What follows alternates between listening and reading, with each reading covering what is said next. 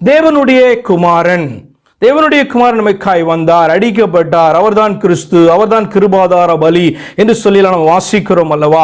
அப்ப தேவனுடைய குமாரன் என்றால் முதல் காரியம் தேவனுடைய ரூபம் என்று அர்த்தம், அதாவது ஃபார்ம் ஆஃப் காட், தேவனுடைய ரூபம். பிலிப்பியர் 2:6 அதை சொல்லுகிறது.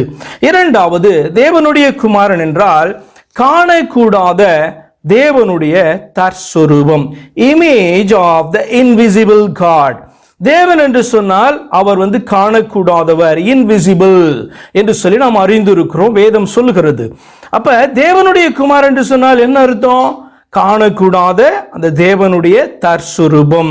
ஆங்கிலத்தில் பார்த்தீங்க அப்படின்னா image of the invisible God எங்க காணப்படுது? கொலோசியர் 1:15 காணப்படுகிறது. மூன்றாவது, தேவனுடைய குமாரன் என்றால் தேவன் தரிசனமானார் என்று சொல்லி அர்த்தம்.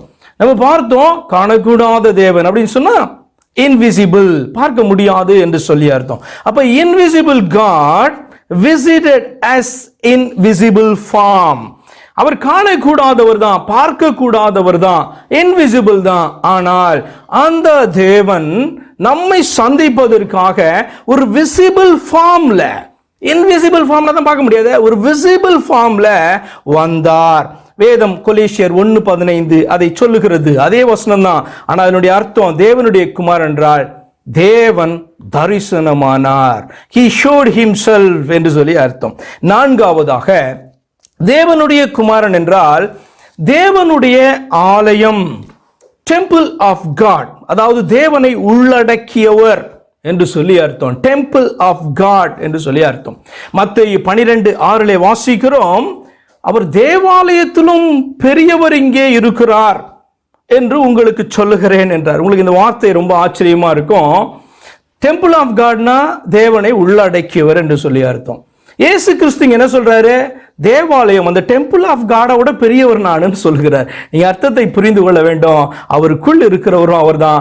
அவர் யாருக்குள்ள இருக்கிறார்னா அவர் தேவனுக்குள்ள இருக்கிறார். அவர் சொல்லுகிறார், நான் தேவாலயம் என்பது என்னுடைய சரீரம், அந்த தேவாலயத்திலும் பெரியவரும் நான் தான் என்று அவர் சொல்லும் பொழுது நீங்கள் இயேசு கிறிஸ்து யார் என்பதை நீங்கள் புரிந்து கொள்ள வேண்டும். அப்ப டெம்பிள் ஆஃப் காட் என்று மாத்திரம் அவர் தன்னை குறித்து சொல்லல. இந்த யோவான் 2:19-21 வரைக்கும் இருக்கிற வசனங்களை வாசிக்கிறேன். இயேசு அவர்களுக்கு பிரதியுத்தரமாக, இந்த ஆலயத்தை இடித்து போடுங்கள், தன்னுடைய சரீரத்தை குறித்து பேச இந்த ஆலயத்தை இடித்து போடுங்கள், 3 நாளைக்குள்ளே இதை எழுப்புவேன் என்றார். அப்பொழுது யூதர்கள், இந்த ஆலயத்தை கட்ட 46 வருஷம் சென்றதே, நீர் இதை 3 நாளைக்குள்ளே எழுப்புவீரோ என்றார்கள். அவரோ தம்முடைய சரீரமாகிய ஆலயத்தை குறித்து பேசினார். அப்ப இந்த வார்த்தை சொல்லுகிறது, அவருடைய சரீரம் என்பது, அதாவது தேவனுடைய குமாரன் என்பது தேவனுடைய ஆலயம். அதே நேரத்தில் இயேசு கிறிஸ்து தேவனாக பேசும்போது எப்படி பேசுகிறார்? ஆலயத்திலும் நான் பெரியவர் என்று சொல்லி ஆண்டவராகிய இயேசு கிறிஸ்து பேசுகிறார். இதை புரிந்து கொள்ளுங்க, நிறைய இதை வைத்து பேச முடியும். இப்ப தேவனுடைய குமாரன்னா தேவனுடைய ஆலயம் என்று சொல்லி அர்த்தம். தேவன் ஒரு மனிதனாய் உலாவுகிறார், நம்ம பார்க்கக்கூடிய மனிதனாய் உலாவினார் என்று சொல்லி அர்த்தம். ஐந்தாவதாக, தேவனுடைய குமாரன் என்றால் தேவனுடைய சரீரம் என்று அர்த்தம். அதே அர்த்தம் தான். ஆனால் கொலோசியர் 2:9 சொல்லுகிறது, தேவனுடைய குமாரன் என்றால் தேவனுடைய சரீரம், தேவ குமாரனுடைய சரீரம் அல்ல, தேவனுடைய சரீரம் என்று சொல்லி அர்த்தம். சரி, ஆறாவதாக, தேவனுடைய குமாரன் என்றால் மாம்ச சரீரத்தில், அதாவது மனிதனாக தோன்றினார். எத்தனையோ மாம்சங்கள் உண்டு, ஆனால் தேவனுடைய குமாரன் என்றால் தேவன் மாம்ச சரீரத்தில் மனிதனாக தோன்றினார், அப்பியர்ட் என்று அர்த்தம். 1 தீமோத்தேயு 3:16 இந்த சத்தியத்தை விளக்குகிறது. அடுத்தது ஏழாவதாக, தேவனுடைய குமாரன் என்றால் தேவன் மாம்சத்தில் தம்மையே வெளிப்படுத்தி காண்பித்தார், மேனிஃபெஸ்டட் என்பதற்கு வெளிப்படுத்தினார் என்று சொல்லி அர்த்தம். அதே 1 தீமோத்தேயு 3:16 தான் நான் பேசுகிறேன், அப்பியர்ட் என்று அர்த்தம். அதே நேரத்தில் மேனிஃபெஸ்ட் ஆனார் என்று சொல்லி அர்த்தம். அப்ப தேவனுடைய குமாரன் என்றால் தேவன் மாம்சத்தில் தம்மையே வெளிப்படுத்தி காண்பித்தார். தேவனுடைய குமாரனை வெளிப்படுத்தி காண்பிக்கல, தேவன் மாம்சத்தில் வெளிப்பட்டார். he manifest in flesh அப்படி என்று சொன்னால் தேவன் தாமே ஒரு சரீரத்தில், மாம்ச சரீரத்தில் தம்மை வெளிப்படுத்தி காண்பித்தார். அதுதான் மேனிஃபெஸ்டட் என்று சொல்லி அர்த்தம். சரி, அடுத்ததாக 8வது, தேவனுடைய குமாரன் என்றால் தேவன், ஒன்றான தேவன் தமக்காக ஒரு சரீரத்தை ஆயத்தப்படுத்தி அதை நமக்காக பலியாக ஒப்பு கொடுக்கும்படி இந்த பூமியில் பிரவேசித்தார்.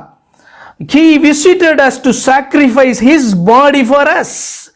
இந்த அப்பத்தை, தன்னுடைய சரீரத்தை அவர் அப்பம் என்று சொல்லுகிறார்.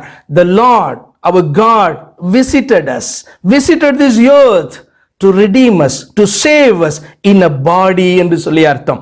அப்ப தேவனுடைய குமாரன் என்றால் தேவன் தமக்காக, அப்ப தேவனுக்கு ஒரு சரீரம் இருந்துச்சா, ஃபிளஷ் இருந்துச்சா கேட்டீங்க அப்படின்னு சொன்னா எப்படி இருந்திருக்க முடியும்? யோசித்து பார்க்கணும். தேவன் ஆவியாய் இருக்கிறார், எங்கும் நிறைந்து இருக்கிறவர். அப்ப நம்மை காக்கும்படி என்ன பண்ணார்? ஆண்டவர் தமக்காக ஒரு சரீரத்தை ஆயத்தப்படுத்தி அவர் இந்த பூமியில பிரவேசித்தார், ஒரு மனிதனாக பிரவேசித்தார். எபிரேயர் 10:5 இதை சொல்லுகிறது.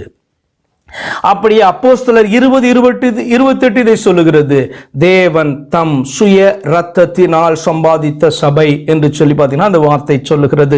சரி, அடுத்தது 9வதாக தேவனுடைய குமாரன் என்றால் தேவனுடைய மகிமையின் பிரகாசம், பிரைட்னஸ் ஆஃப் காட்ஸ் க்ளோரி.